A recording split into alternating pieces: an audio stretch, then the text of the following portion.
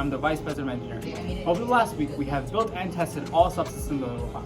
We have also programmed driver assistance such as trajectory tracking for autonomous and linear regressions to find out the optimal RPM for the shooter.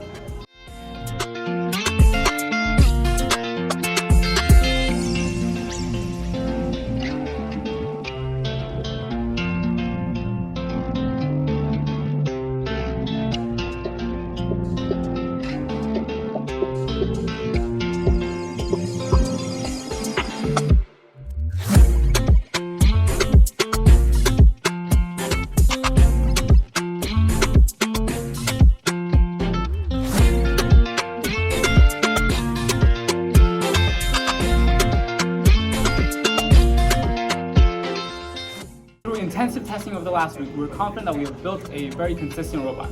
Now on to business. Here's Christiana Falcaro. Hi, I'm Christiana Falcaro, and I'm the Vice President of Business. Over the last few weeks, we've been working on our awards such as Chairman's, Woody Flowers, and Dean's List.